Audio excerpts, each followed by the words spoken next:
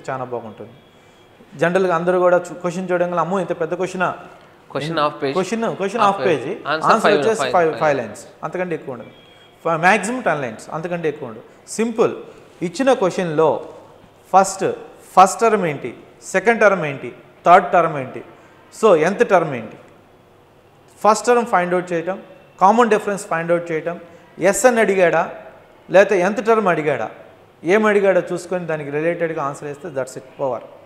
Value based అడిగేదానికి choice ఉన్నటువంటి chapter. అదేవిధంగా ఇదే చాప్టర్ ఇంతకుముందు చెప్పుకున్నాం. ఈ చాప్టర్లో content very very important. Content వదిలిపెట్టి మల్టీ డిసిప్లినరీ క్వశ్చన్ ఈ చాప్టర్లో ఎక్కువ ఉంటుంది. ఫర్ ఎగ్జాంపుల్ మల్టీ డిసిప్లినరీ అంటే ఆ క్వశ్చన్ ఏమో అర్థమెటిక్ ప్రోగ్రెషన్, దాన్ని సాల్వ్ చేయాల్సి వస్తే క్వాడ్రాటిక్ ఈక్వేషన్ వస్తాయి. క్వాడ్రాటిక్ ఈక్వేషన్లో నెగిటివ్ వాల్యూ వస్తుంది, n is equal to negative value ఇక్కడ అప్లై కాదు. ఆ సెన్స్ మనకు ఉండాలి. ఖచ్చితంగా n is not applicable negative value because number of terms cannot be negative అని మనం రాయాలి. అక్కడ రాసి n is equal to positive తీసుకొని ఆ తర్వాత SN క్యాలిక్యులేట్ చేయాల్సి వస్తుంది. కొన్నిసార్లు AN క్యాలిక్యులేట్, వాడు ఏది అడిగితే అది ఇవ్వాలి. డైరెక్ట్గా సూటిగా వాడు ఏం అడుగుతున్నాడు, క్వశ్చన్ పేపర్లో ఏ విధంగా అడుగుతున్నాడు, ఏ క్వశ్చన్ అది AN అడిగాడా SN అడిగాడా, జనరల్ కన్ఫ్యూజ్ కాకుండా 1-2 సార్లు క్వశ్చన్ చదివితే దాన్ని ఈజీగా అర్థమైపోతుంది, ఈజీగా ఆన్సర్ చేయొచ్చు. So content chapter wise, content wise ఈజీగా ఒక టైం టేబుల్ ప్రిపేర్ చేసుకొని ఈరోజు ఈ టాపిక్కి ఈ టైప్ ఆఫ్ క్వశ్చన్స్ వస్తాయి. కంటెంట్ వైజ్ క్వశ్చన్స్ సెట్ చేసుకోవాలి. మనం జనరల్గా చాప్టర్ వైజ్ క్వశ్చన్లు చేసుకుంటూ వెళ్తుంటారు. చాప్టర్ వైజ్ క్వశ్చన్స్ చేసుకుంటే ఇంకో సంవత్సరం తర్వాత ఎగ్జామ్ రాయొచ్చు. Because unlimited questions. Chapter wise questions కాదు. కంటెంట్ ఏంటి, కంటెంట్ బేస్డ్ ఏ క్వశ్చన్ వస్తుంది, దట్స్ ఇట్, ఓవర్. ఆ క్వశ్చన్స్కి మిక్స్డ్ ఆఫ్ కంటెంట్స్ ఏ విధంగా వస్తాయి, దట్స్ ఇట్. ఈ విధంగా ప్రిపేర్ అయితే ఖచ్చితంగా ఆన్సర్ చేయొచ్చు. Thank you so much, sir. And here is a small request for the parents. And these terminologies and technical words can be understood by the students, may not be by the parents. Please excuse us. It cannot be simplified than this. Okay, sir. And next, sir, పిల్లల preparation గురించి చెప్పారు. పిల్లల్ని prepare చేయడానికి పెద్దలు నిర్వహించాల్సిన పాత్ర and what is there responsibility as a parent to make them prepare for the exams. జనరల్గా parents ఎప్పుడు మార్క్స్ గురించి ఆలోచిస్తుంటారండి. మార్క్స్ అని. కానీ సిబిఎస్ఈలో మార్కులు లేవండి.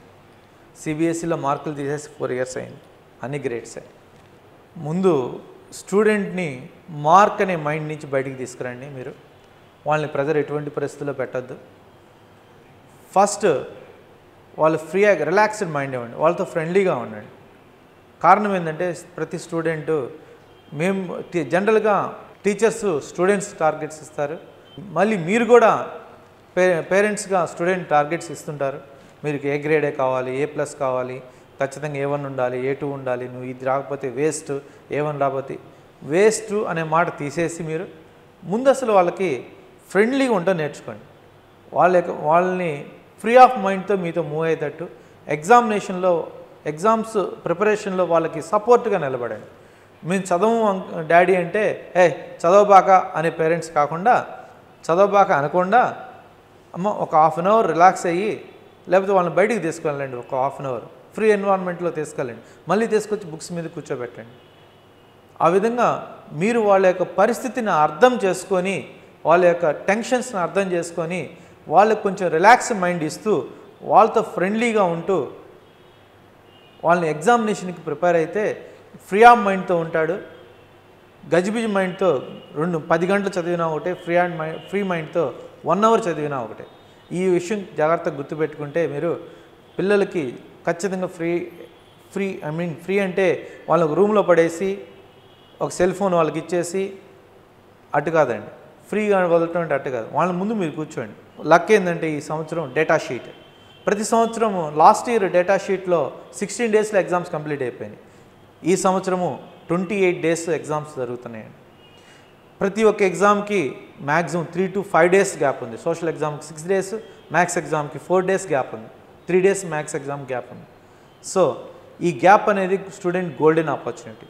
ఈ గ్యాప్లో ఖచ్చితంగా బాగా ప్రిపేర్ అయ్యేదానికి ఛాయిస్ ఉంది.